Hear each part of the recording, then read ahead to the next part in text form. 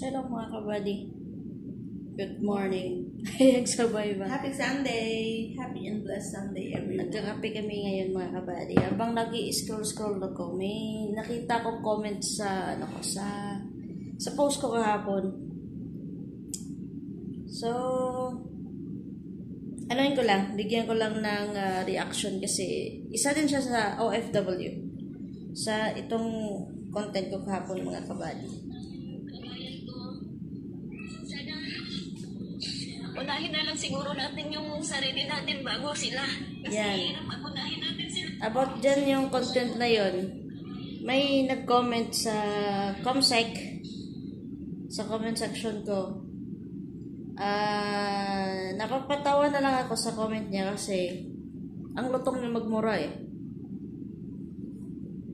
Tingnan yung comment niya, lagay ko dito sa taas. Galing kay Teresita Orbeta Badjaw. Badjaw ba to? Bahaw? Ano man pangalan nito?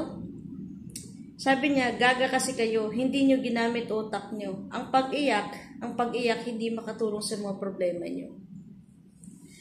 Alam mo, Teresita Orbita Bahaw, Badjaw, ano man yan.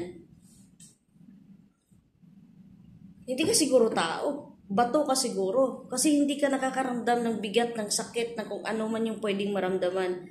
At hindi porket may problema tayo, makaya nating tawa-tawa. Kaya nga hindi natin nga na maiwasan na may mga kababayan tayo dito sa ibang bansa na nagpapakamatay na lang dahil hindi kinaya yung depresyon. Alam mo kung bakit umiiyak yung tao dahil may problema? Dahil dyan niya nire-release yung sama ng loob. Hindi porket nakita mo umiyak dahil sa problema, mumurahin mo na. Oo, sabihin natin yung pag-iyak para sa'yo hindi nakakatulong. Congratulations na lang sa'yo kung hindi ka nagkaroon ng problema na hindi ka umiyak. Tao ako, tao sila, at tao ka din.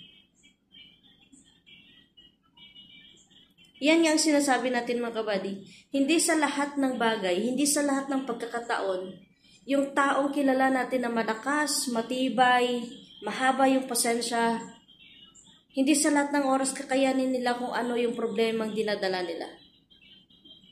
Hindi tayo pare-parehas. Yan nga katulad din may nag-comment din sa isang reels ko nung nakarang araw. Lumaban ka para sa pamilya mo. Ang tanong, paano mo labanan ng depresyon para sa pamilya mo kung pamilya mo mismo ang dahilan kung bakit ka depressed? Kaya Teresita Badjaw, Bahaw, ano man yung apelido mo na yan, huwag mo naman sana murahin yung kapwa mo Pilipino. OFW ka din pala, di ba? Napaka-imposible naman na hindi ka umiyak dahil sa problema. Statwa ka siguro, hindi ka tao. Nagulat ako sa comment mo na minura mo dahil nakikita mo yung isang kababayan umiiyak. Wala ka siguro konsensya, bato ka siguro, statwa ka siguro, kaya ganun na lang yung reaction mo. Kung ano man yung nakikita mo sa kapwa mo, na alam mong nakakapadown sa kanya, payuhan mo para ma-inspired siya. Para makapag-isip pa siya ng magandang iisipin, hindi yung mumurahin mo. Hindi yung iinsultuhin mo na dahil sa pag-iyak-iyak, hindi yan makatulong sa problema mo. Baka isang araw, makita ka na lang namin, nagka-problema ka, hindi ka nga umiiyak, nagbigti ka naman. Kaya dahan-dahan ka sa mga binibitawan mo ding salita. Hindi mo alam yung pakiramdam namin, hindi mo alam hindi mo alam kung gaano kabigat yung sama ng loob, kaya namin iniiyak yan.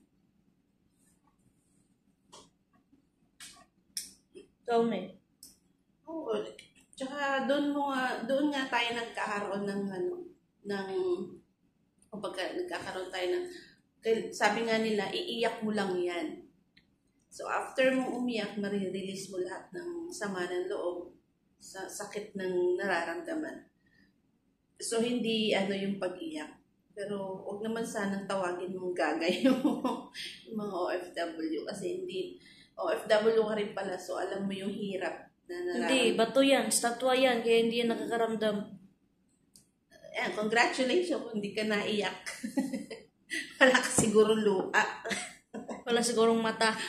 Bunganga lang meron siya. Masakit naman kasi pakinggan naman yung sinabi mo na gaga. Mga gaga kasi kayo. Ibig sabihin gaga ka din kasi OFW ka din. Ay nako mga kabayan. So, kaya ngayong Flexing my short hair. yan nga ang sinasabi natin na mahirap maging isang OFW. Pero ngayon na-realize ko, mas mahirap pala magbitbit ng sama ng loob at galit na hindi mo maipapalabas. Totoo lang. Mapapatulala ka na lang talaga. Masasabi mo na lang talaga na papatanong ka sa sarili mo na karapat-dapat ba akong maka-experience ng ganito? Yung parang ganun, yung binigay mo naman lahat pero hindi pa sapat. Yung maalala ka lang kapag pasahod na. Pag problema nila, maalala ka nila pero pag happy-happy, limot ka. Hindi, masama man ang maging madamot. Pero kailangan nang maging madamot. Dahil sa mga na-encounter mo. Lalo na hindi ka pa bata, patanda ka na. Kailangan din mag-isip para sa sarili mo. Kailangan mo din pag-isipan yung para sa sarili mo. So, congratulations sa'yo, Teresita, kung ganun kakatigas na lahat ng problema mo hindi mo iniyak dahil hindi nakatulong sa'yo yan. Pero sana, hindi namin makita sa isang araw, magbigti ka na lang dahil hindi mo kinaya, dahil hindi ka umiiyak. Pero wag mo naman sanang murahin yung kapwa mo OFW. Porket hindi ka na umiiyak sa iyong problema. Mamurahin mo na lang yung kapwa mo OFW dahil nakita mo umiiyak. Yes. So, congratulations sa'yo kung hindi mo iniiyakan yung mga problema mo. Tuwang-tuwa ka pa siguro pag may problema ka. Kaya, respeto na lang sa mga taong nakapalibot sa'yo na hindi mo alam kung anong mga pinagdadaan at kung ano yung binibitbit na sakit at sama ng loob na sa pag-iyak na lang dinadaan para lang ma-release yung sama ng loob nila. Hindi kami kasing katulad mo. Pasensya ka na talaga. O umiiyak kami dahil sa problema namin. Hindi kasi kami katulad mo na mala statue, mala bato para hindi umiyak sa kung gaano man kabigat yung dinadala at pinapasa namin sa manang loob. Natatawa na ako sa comment niya.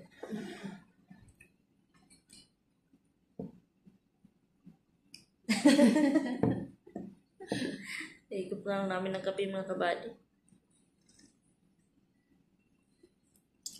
Kaya dyan muna kayo mga kabady. Salamat sa inyong panonood.